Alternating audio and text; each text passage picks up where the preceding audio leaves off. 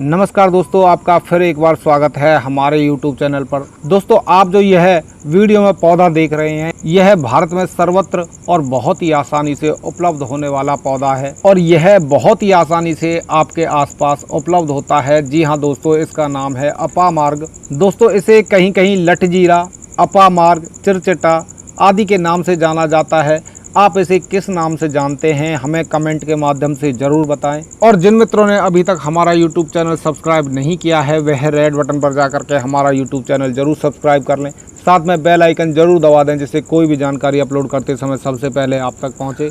दोस्तों, आयुर्वेद के अनुसार यह हमारे शरीर के लिए बहुत ही लाभकारी औषधि है और कई पुरानी से पुरानी गंभीर बीमारियों को और व्याधियों को बहुत ही आसानी से ठीक कर सकती है। जो मित्र दवाइयाँ खा करके परेशान हो गए हैं, एलोपैथिक दवाइयाँ खा करके परेशान हो गए हैं, और दोस्तों जो एलोपैथिक दवाइयाँ होती हैं उनका साइड इफ़ेक्ट हमारे शरीर पर होता है, लेकिन जो आयुर्वेदिक दवाइयाँ होती हैं यह बहुत ही आसानी से उपलब्ध हो जाती हैं और इनका हमारे शरीर पर कोई साइड इफ़ेक्ट भी नहीं होता है। आवश्यकता है तो केवल हमें थोड़ी सी मेहनत करने की, और आपको यह जानकारी होनी चाहिए कि कौन सी औषधि किस रोग के लिए काम आती है और उसको किस प्रकार से सेवन किया जा सकता है, और इनकी ठीक प्रकार से पहचान भी होनी चाहिए। तो दोस्तों, आप जो यह पौधा देख रहे हैं, आज हम इसी के बारे में चर्चा कर रहे हैं। इसका नाम है अपामार्ग। दोस्तों, यह जो पौधा होता है यह स्वाद में कड़वा होता है और इसकी जो प्रवृत्ति होती है यानी जो इसकी तासीर होती है, प्रवृत्ति होती है, वह गर्म प्रवृत्ति होती है। तो दोस्तों, आज हम सबसे पहले बात करेंगे गठिया रोग के बारे में। जी हाँ दोस्तों, जो गठिया रोग है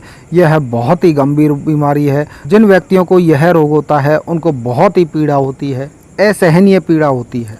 दोस्तों, यह गठिया रोग ही नहीं, शरीर में किसी भी प्रकार का दर्द हो, जोड़ों में दर्द हो, कमर में दर्द हो, घुटनों में दर्द हो, हड्डियों में किसी भी प्रकार का दर्द हो, शरीर में कहीं भी किसी भी प्रकार का दर्द हो, तो यह सबको हरने वाली होती है। इसका किस प्रकार से प्रयोग करना चाहिए, इसका प्रयोग करना भी बहुत ही आसान है। आप जोड़ों के दर्द के लिए, संधिवात के लिए इसका किस प्रकार से प्रयोग कर सकते हैं। आप इसकी कुछ पत्तों को तोड़ लें और उनका अच्छी तरह से पेस्ट बना लें। दोस्तों, यहाँ ध्यान दें, पेस्ट बनाते वक्त इसमें पानी नहीं मिलाना है, और जो पेस्ट बने उसको गर्म करके उस स्थान पर बांध दें जहाँ आपको दर्द है। तो यह कुछ ही दिनों में या 3 से 4 दिनों में लगातार प्रयोग करने से यह आपके जोड़ों को दर्द को हरता है, और इसके साथ साथ यदि आपको उस स्थान पर सूजन है तो यह उस सूजन को ठीक करने का काम करता है।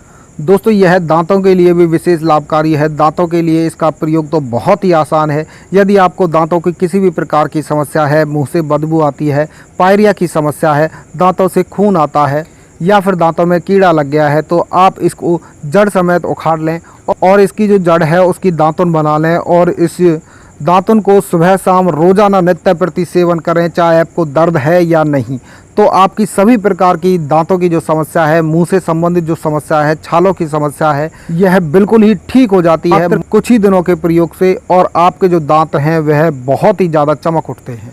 दोस्तों, यह किसी भी प्रकार के कीड़े का विष हरने के लिए बहुत ही लाभकारी है। यदि आपको कोई बर काट ले, मधुमक्खी काट ले, ततैया काट ले, यह जो छोटे कीड़े होते हैं यह जब डंक मारते हैं तो असहनीय पीड़ा होती है। तो आप इसके पत्तों का पेस्ट बना करके उस स्थान पर लगा लें, तो आपको उस स्थान पर सूजन भी नहीं आएगी और उसका जो विष है वह भी नहीं चढ़ेगा। दोस्तों, आप इसकी जड़ को अच्छी तरह से देख लें, पहचान लें। इसकी जो जड़ होती है इसके बहुत ही बेहतरीन फ़ायदे होते हैं। इसकी जड़ जो कुछ इस तरीके की होती है दोस्तों, यह माता बहनों के लिए और जो महिला निसंतान हैं उनके लिए बहुत ही लाभदायक औषधि है, वरदान के समान औषधि है। तो उनको किस प्रकार से इसका सेवन करना है, इसको नोट कर लें, ध्यान से सुने। दोस्तों, बहुत सारी ऐसी महिलाएं हैं, माताएं बहनें हैं जो नीम हकीम आदि की बहुत सारी दवाएं खा करके परेशान हो गई हैं, लेकिन उनको संतान सुख की प्राप्ति नहीं हो पाई है। तो इसका प्रयोग एक बार जरूर करें, हो सकता है कि आपका काम बन जाए और आपके लिए यह काम आ जाए। तो वो इसका किस प्रकार से प्रयोग करें। मासिक धर्म के 5 दिन बाद इसकी जड़ का चूरन लेना है, यानी कि इसकी जड़ को सुखा करके अच्छी तरह से कूट पीस कर रख लें, और मासिक धर्म के 5 दिन बाद इसकी जड़ को 1 चम्मच की मात्रा में चूरन लेना है, और यह 1 गिलास दूध में डाल करके पीना है। यह आपको लगातार 21 दिन तक करना है। यदि वे महिलाएं इसका प्रयोग इस तरह से करती हैं तो उनमें गर्भ धारण की जो क्षमता है वह बढ़ जाती है, संभावना बढ़ जाती है। ऐसा ही नहीं दोस्तों, यदि उन महिलाओं को गर्भाशय में कोई परेशानी है, इन्फेक्शन की समस्या है या कोई और परेशानी है जिसके कारण गर्भ धारण करने में समस्या आती है, लेकिन टेस्ट रिपोर्टों में सब कुछ नॉर्मल आता है लेकिन फिर भी गर्भ धारण नहीं होता है, पता नहीं क्या समस्या है, तो उन समस्याओं के लिए भी यह विशेष लाभकारी औषधि है। दोस्तों, आधुनिक जो मशीनें हैं कई बार उन बीमारियों को नहीं पकड़ पाती हैं, तो यह जो अपामार्ग का पौधा है उन बीमारियों को ठीक करता है और गर्भधारण की संभावना को बढ़ाता है।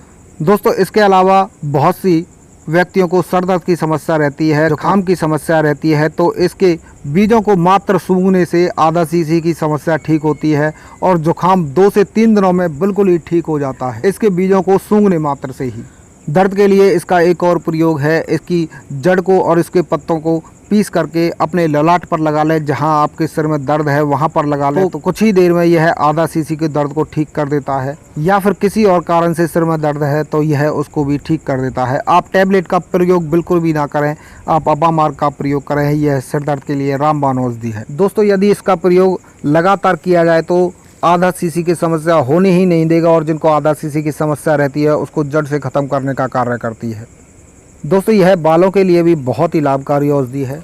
आजकल बालों के झड़ने की समस्या आम बात है कि बहुत सारे व्यक्ति गंजेपन के शिकार हैं, बाल झड़ते हैं, दो मुँहे बाल हैं या फिर पतले बाल हैं, बाल आते हैं तो घने नहीं आते हैं, और कमज़ोर बालों के लिए भी यह रामबाण औषधि है। आप इसका बालों के लिए किस प्रकार से प्रयोग करें, तो इसके लिए आप इसके पंचांग का प्रयोग करें। इसके बीजों को, फूल, पत्ती और इसकी जड़ को लेकर के यानी इसकी पंचांग को लेकर के उसको तेल में अच्छी तरह से पकाएं और जब वह तेल 1/4 की मात्रा में रह जाए तो उस तेल का प्रयोग अपने सर पर करें, तो यह बालों से संबंधित किसी भी प्रकार की समस्या को ठीक करने के लिए रामबाण औषधि है।